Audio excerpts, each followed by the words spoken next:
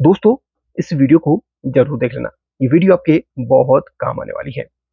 आज से लगभग 2-3 महीना पहले मैंने इस एडाप्टर की रिपेयरिंग पर वीडियो बनाई थी, जिसमें एडाप्टर में जो फॉल्ट था, आ, कुछ कंपोनेंट्स के ना होने की वजह से उसका सॉल्यूशन मैं नहीं कर पाया था। लेकिन मैंने जो जो चीज़ें उसमें खराब थी वो क्लियरली आपको बता दी थी। जिन जिन लोगों ने वो वीडियो देखी होगी, हो सकता है उसकी रिपेयरिंग भी सीख ली होगी, क्योंकि मैंने क्लियरली बोल दिया था कि ये चीज़ इसमें खराब है, आप रिप्लेस करके अपने एडाप्टर को वो कर सकते हैं। यानी कि फॉल्ट के बारे में डिटेल से बता दिया था। लेकिन आज मेरे पास कंपोनेंट है, उन कंपोनेंट्स के लगाकर मैं इस एडाप्टर को बिल्कुल जीवित करूंगा, जिंदा करूंगा या बिल्कुल चलाऊंगा। जिन जिन लोगों ने वो वीडियो देखी थी, कमेंट करके बताना एडाप्टर में इस तरीके का मार्क भी था। तो आई होप कि इस मार्क को देखकर आपको याद भी आ गया होगा। जो हमारे परमानेंट व्यूअर्स हैं उनको तो पता ही होगा। अब इस एडाप्टर में खराबी क्या क्या थी, देखिए खराबी क्या क्या थी इसमें। ये फ्यूज मैंने दोबारा डाला था उस टाइम पे। उसमें खराबी क्या क्या थी पहले ये बता देता हूँ, उसके बाद मैंने रिपेयरिंग के वक्त क्या क्या चेंज करा था ये भी बता दूंगा। तो खराबी थी, ये मॉसफेट इधर पे लगा था, ये मॉसफेट इधर पे लगा था और ये ट्रांजिस्टर यहाँ पर लगा था। तो अभी मैंने इसमें सारे कंपोनेंट्स लगा लिए हैं। तो देखिए इसमें खराबी क्या क्या थी, अभी आपको सीरियल वाइज बताते चलूंगा। तो जब यहाँ पर देखिए, सबसे पहले तो पॉइंट दिखाता हूँ जहाँ पे एसी इनपुट होती है। एसी यहाँ पर इन दोनों में इनपुट होती है। इसके बाद ये 4 डायोड में एसी जा रही है, जो कि रेक्टिफाई करने का काम करता है। इसको रेक्टिफाई करके एसी को डीसी बनाए डायोड से ने, और डीसी हमारा कैपेसिटर में गया। कैपेसिटर के बाद फिर यहाँ पर हमारा ये काम ये मॉसफेट का होता है, और मॉसफेट के बाद ये ट्रांसफार्मर को सिग्नल देता है, और ट्रांसफार्मर हमारा आउटपुट में जो भी वोल्टेज देना होता है वो दे देता है। तो इसमें जो इस सर्किट में मेन जो काम होता है ये मॉसफेट्स का और ये ट्रांजिस्टर का ही होता है। बाकी ये रजिस्टर वगैरह साथ में इसके लगे हुए रहते हैं। तो अलग अलग जगह पे अलग अलग यहाँ पर वोल्टेज के लिए, और जहाँ पर ये वोल्टेज को ड्रॉप करने के लिए रजिस्टर लगाए गए रहते हैं। तो यहाँ पर असली जो इसमें काम है प्राइमरी सेक्शन में, ये मॉसफेट का और ये दोनों ट्रांजिस्टर का था। तो जब हमने यहाँ पर चेक करा लाइन पे, हम ज्यादातर कोल्ड टेस्टिंग करते हैं, और कोल्ड टेस्टिंग के बारे में ही बता दें। कोल्ड टेस्टिंग मीन्स इसमें लाइट ना दे के सिर्फ सेफ तरीके से मल्टीमीटर से इसमें टेस्ट करना सभी कंपोनेंट्स को। तो सबसे पहले हमने इसमें डायोड टेस्ट करा। डायोड बिल्कुल सही कंडीशन में थे। डायोड सिर्फ एक तरफ से वैल्यू देता है और एक तरफ से वैल्यू नहीं देता। जब आपका डायोड बिल्कुल सही हो, कुछ इस तरीके से मैं आपको एक डेमो भी दे देता हूँ। इसको हम बजर या डायोड मोड में रखते हैं। जब हमने डायोड चेक किया तो डायोड इसमें सभी सही थे। देखिए, एक तरफ से वैल्यू दे रहा है डायोड और दूसरी तरफ से वैल्यू नहीं दे रहा है। इसका मतलब हमारा डायोड बिल्कुल सही कंडीशन में था। उसके बाद फिर हमने इसमें मेन कैपेसिटर पे देखा। तो मेन कैपेसिटर में देखिए यहाँ पर ये मे बी शॉर्टिंग बन रही थी शायद। ये जो है हमारा शॉर्ट था ना, इसकी वजह से। अभी तो हमने सोल्डिंग नहीं किया है, अब ये शॉर्टिंग नहीं दिखा रहा क्योंकि हमने इसको अलग से निकाला हुआ है। तो यहाँ पर क्या हुआ कि इसमें जब हमने चेक करा तो क्या क्या कंपोनेंट खराब निकले। एक तो ये फ्यूज खराब निकला, ये खराब निकला, और इसमें ये मॉसफेट हमारा शॉर्ट निकला। हालांकि मॉसफेट या ट्रांजिस्टर वाले सर्किट को रिपेयर करना बहुत आसान होता है। तो मॉसफेट ये देखिए फुल शॉर्ट निकला हमारा, और मॉसफेट 3N16 नंबर का है, ये खराब निकला। एसएमडी वाला, ठीक है, बड़े वाला हो तो भी लगा सकते हैं अगर आपके पास। उसके बाद ये जब हमने ट्रांजिस्टर को चेक करा, ट्रांजिस्टर भी हमारा एक तरफ से थोड़ा सा शॉर्टिंग इसमें आ रही थी। ये देखिए 86 इसकी वैल्यू दिखा रहा है, बल्कि नहीं दिखाना चाहिए था इतनी कम वैल्यू। अभी दोनों का नंबर भी बता दूंगा आपको इन ट्रांजिस्टर्स का। उसके बाद ये ट्रांजिस्टर में भी वैसे खराबी तो कोई निकली नहीं, लेकिन मुझे इसमें भी डाउट लग रहा था। इस ट्रांजिस्टर को भी हमने यहाँ से निकाल के अभी अलग कर लेना है। चलिए मैं निकाल के अलग ही कर लेता हूँ। जिन जिन कंपोनेंट्स में हमें डाउट लगेगा वो सभी निकाल के हमने अलग यहाँ से करने रहेंगे। यानी कि एक चार्जर को हमने बिल्कुल फ्रेश तरीके से हमने तैयार करना है। ये हो गया। अब यहाँ पर जब हमने चेक करा तो ये एक रजिस्टर भी यहाँ पर खराब थी। ये वाली देखिए फटी हुई है, ये 1.5 ओम्स की रजिस्टर है, ये भी खराब थी। ये भी हमने यहां से निकाल के अलग करनी है।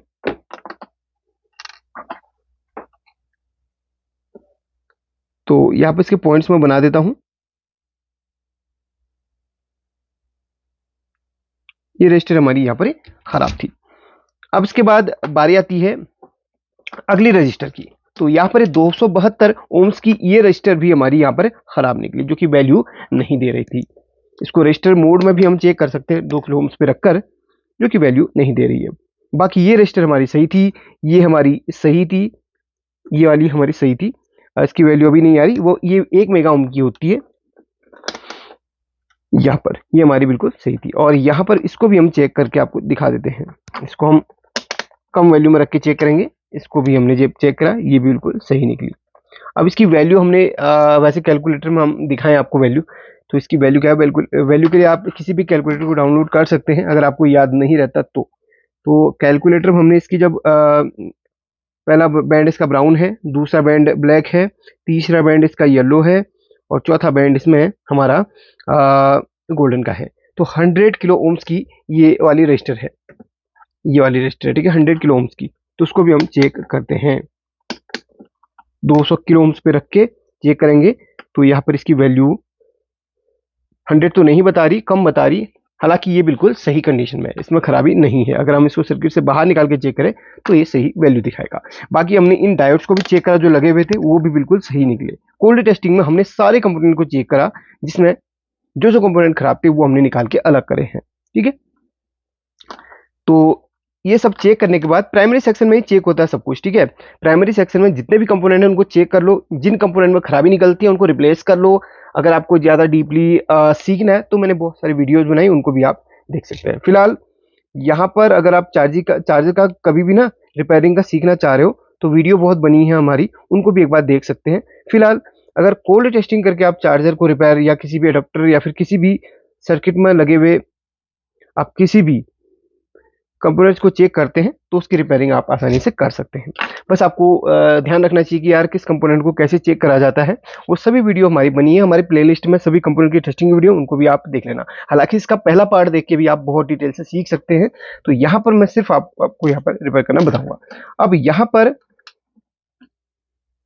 चलिए, ये कंपोनेंट खराब है हमारे, और ये कंपोनेंट बिल्कुल सही है। इनकी जगह पे हम सही कंपोनेंट को यहाँ पर लगाएंगे। हाँ, ये रजिस्टर निकालना भूल गया जो कि हमारी खराब थी, ये भी निकाल के हमने इसकी जगह पे बिल्कुल सही वाली लगानी है।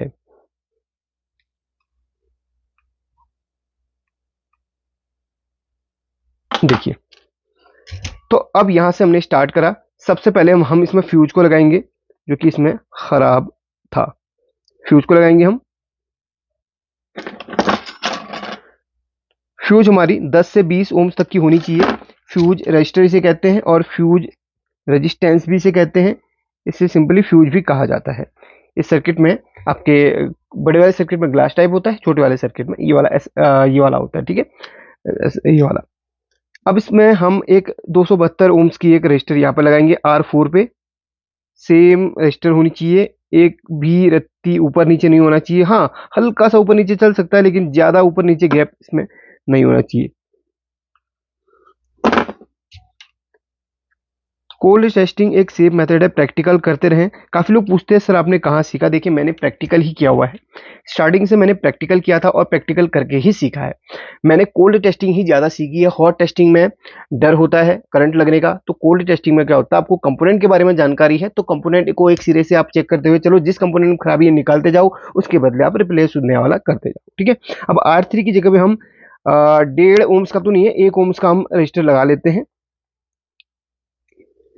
ये वाला रजिस्टर लगा लेते हैं।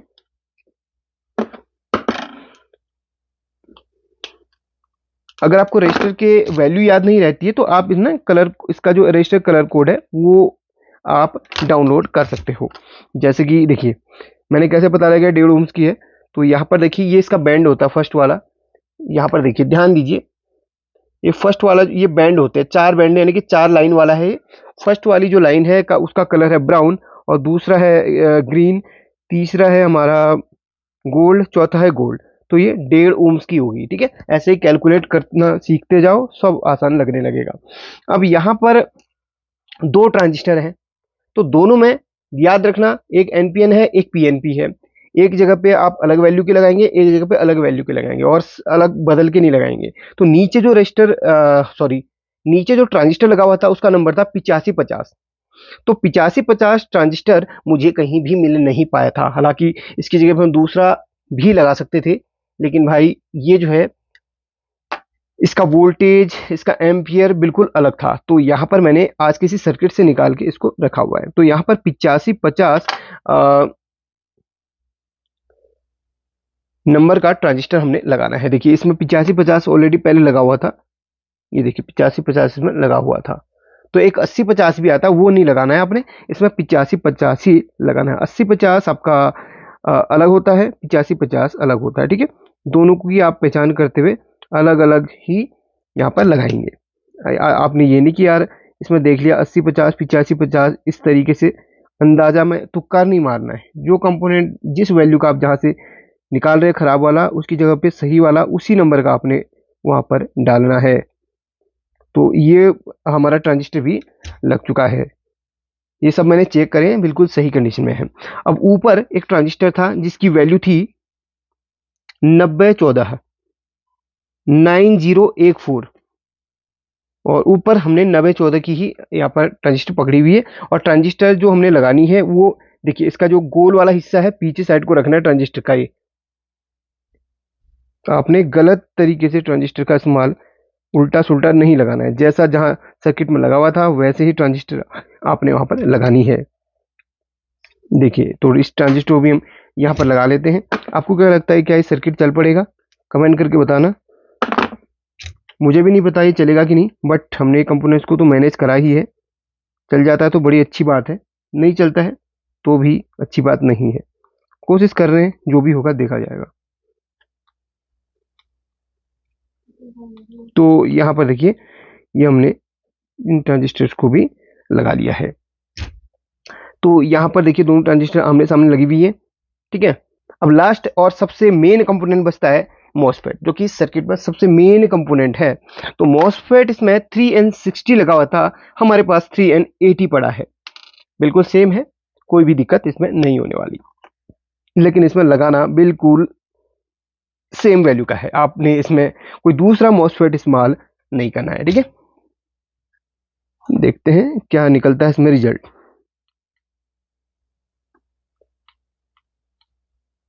देखिए, सारे कंपोनेंट हमारे लग चुके हैं। कोई छूट गया हो तो एक बार ध्यान से देखते हैं, कोई भी छूटना नहीं चाहिए। और एक ब्रश लेना है, ब्रश की हेल्प से यहाँ पर सब कुछ क्लीन करके देखना है। कोई ट्रैक आपस में मिल तो नहीं रहा है, कोई पॉइंट एक दूसरे से टच तो नहीं हो रहे, ये सब हमने अच्छी तरीके से देखना है। बिल्कुल मुझे सही लग रहा है, कोई भी दिक्कत इसमें नहीं लग रही है, बिल्कुल ठीक है।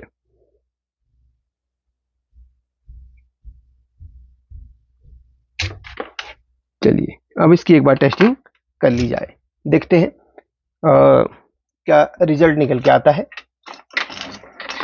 इसको हम सीरीज में टेस्ट करेंगे। चलिए, सीरीज बल्ब हमने चालू करा है, और हमने जो कनेक्शन करना है वो करना है हमारा, पहले एलईडी के को घुमा देता हूं उधर को। जो हमने कनेक्शन करना है, एक यहां पर और एक यहां पर। आप यहां पर एलईडी जलता हुआ शायद देख रहे होंगे। एक सेकेंड, ठीक है, ये देखिए, ये यहां पर, ठीक है भाई, अपना चार्जर बन चुका है बहुत आसान। तो दोस्तों, यहां पर देखा आपने कितनी आसान तरीके से चार्जर हमारा बन चुका है। बस यहां पर जो कंपोनेंट्स जहां पर लगे थे एक्यूरेट, हमने उसी ही वैल्यू के कंपोनेंट्स जो कि खराब थे उनको रिप्लेस करके नए वाले कंपोनेंट्स को लगाए हैं। हाँ, एक चीज का हमेशा हमने ध्यान रखना है, जो मॉसफेट हम उसमें निकाल रहे हैं ना, वही मॉसफेट हमने उसमें डालना है। कोई दूसरा मॉसफेट अलग वैल्यू का आप इस्तेमाल नहीं करेंगे। और बात रही ट्रांजिस्टर्स की, तो एनपीएन की जगह एनपीएन और पीएनपी की जगह पीएनपी ट्रांजिस्टर ही लगेगा, और सेम नंबर का लगाइए, या फिर उससे जो सिमिलर हो, जो उसका इक्विवेलेंट हो, उसको ही आप लगाएंगे, ठीक है। इक्विवेलेंट आपको गूगल में मिल जाए, किसी भी ट्रांजिस्टर का आप डाल सकते हैं। और ये जो जेनर डायोड है, ये आपकी ये डायोड नॉर्मल डायोड नहीं, एक जेनर डायोड है। इसकी जगह पे अगर ये कभी खराब होती है तो इसकी जगह पे उसी वैल्यू की जेनर डायोड भी आप इस्तेमाल करेंगे, ठीक है। बाकी रजिस्टर की अगर वैल्यू आप गलत लगाते हैं तो फिर दिक्कत हो सकती है, ठीक है। चलिए, एक बार मैं फिर से आपको चेक करके दिखा देता हूँ। ये देखिए, एक सेकेंड, मैंने सीरीज बल्ब को निकाल लिया था। चलिए आप दिखा देता हूँ। ये देखिए, ब्लर हो गया यहाँ पर, ये देख लो, हमारी एलईडी बहुत ही आसान तरीके से चल रही है।